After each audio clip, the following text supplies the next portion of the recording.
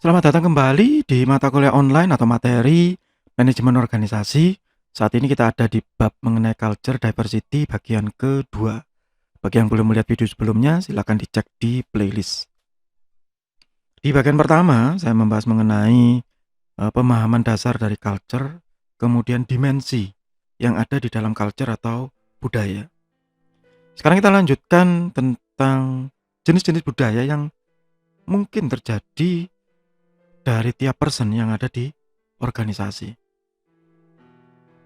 Ada budaya organisasi yang menghargai bakat, menghargai talenta, kemudian menghargai performance, sehingga ada large financial reward, ada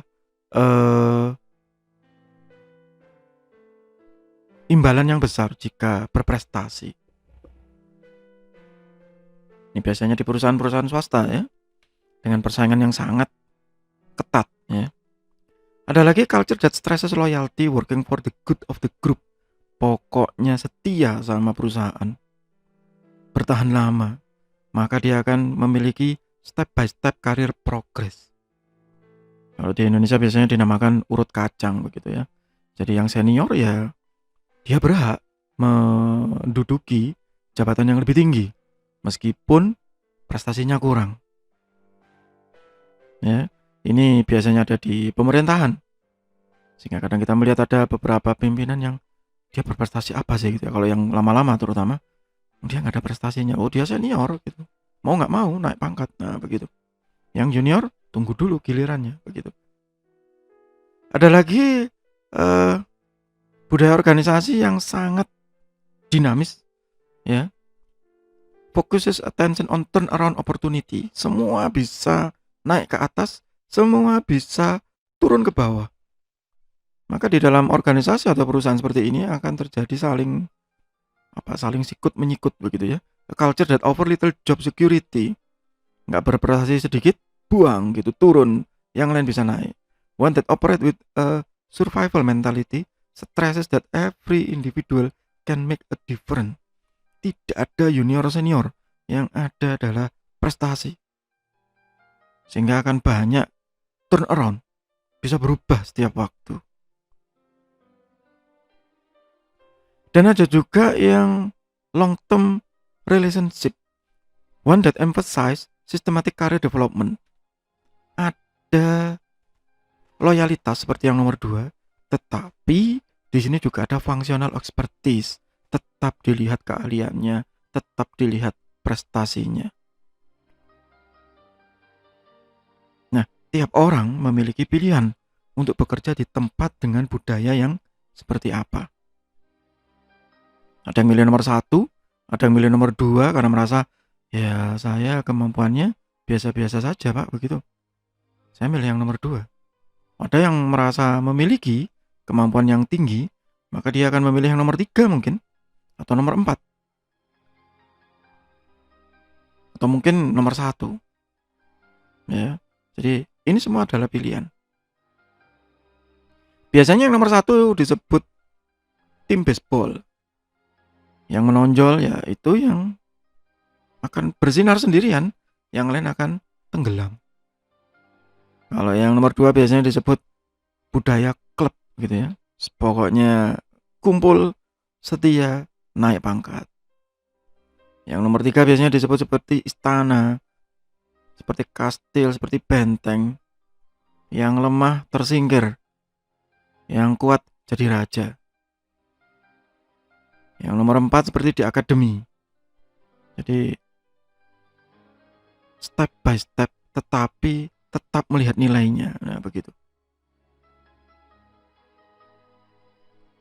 Kemudian akhirnya akan menjadi budaya secara nasional, budaya bangsa yang meskipun jauh itu akan tetap masuk ya.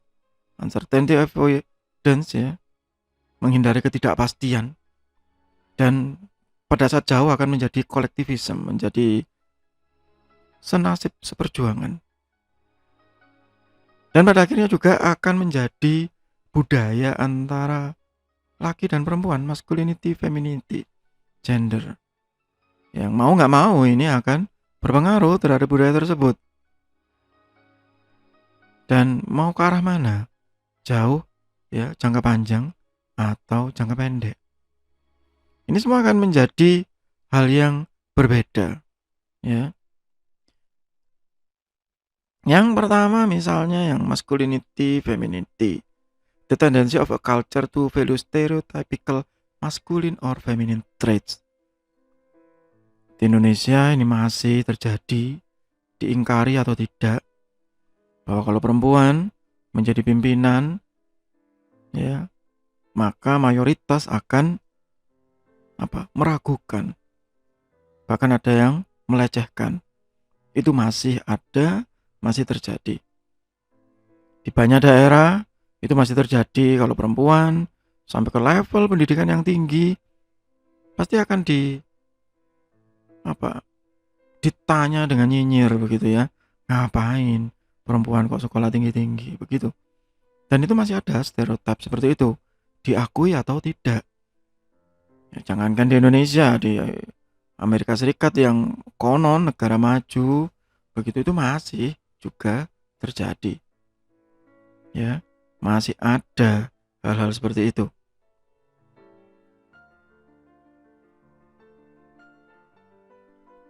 Kemudian long term, short term orientation, the tendency of a culture to emphasize value associated with the future. Jadi masa depannya seperti apa? Ya, setiap negara itu memiliki hal yang berbeda-beda. Ada negara yang dididik sejak awal begitu untuk berpikir masa depan. Entah itu dalam bentuk investasi, dalam bentuk bimbingan karir yang baik begitu ya. Kita di Indonesia kebanyakan memang kita sejak sekolah dasar, sejak TK mungkin ya, kita dididik lebih banyak untuk bermimpi. Sehingga mungkin Anda ingat, Anda sendiri mungkin, saya sendiri mungkin, waktu kecil cita-citanya jadi apa? Astronot. Ya, kalau sekarang anak-anak sekarang YouTuber begitu misalnya, yang kadang tidak menekankan kepada value karena tidak menjelaskan pekerjaan tersebut secara gamblang. Cita-citanya jadi apa? Jadi dokter gitu. Ya kan belum tahu dia kalau kuliah kedokteran itu sulit. Mahal lagi gitu. Ya. Tapi kan beda ya. Persepsi yang sangat berbeda. Dan akhirnya menjadi budaya.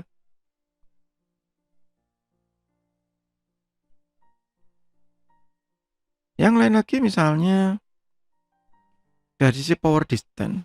The willingness of a culture to accept status and power differences among its member. Apa ini namanya? Kesenjangan. Di beberapa daerah misalkan gitu. Wah, itu putranya pejabat begitu. Kita hormat, kita takut, kita segan. Meskipun dia melakukan pelanggaran, kita tetap membenarkan. Misalnya begitu.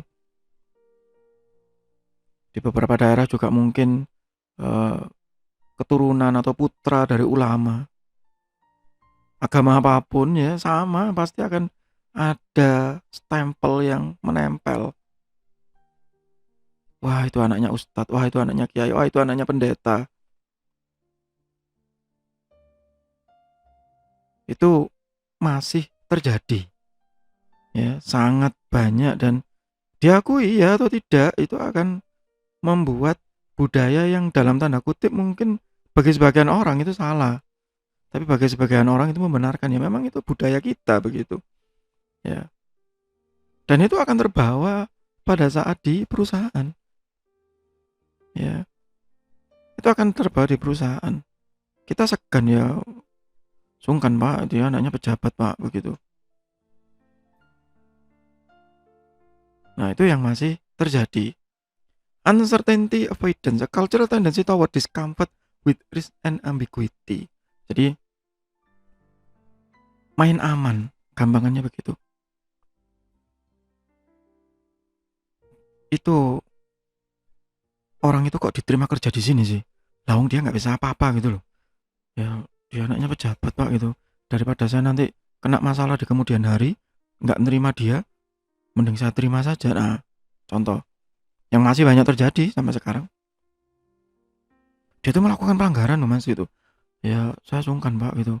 Dia kan anaknya direktur di sini. Masa saya tegur? Nah, di Indonesia masih terjadi, oh pasti. Dan itu akan membawa akibatnya yang negatif. Dipastikan begitu.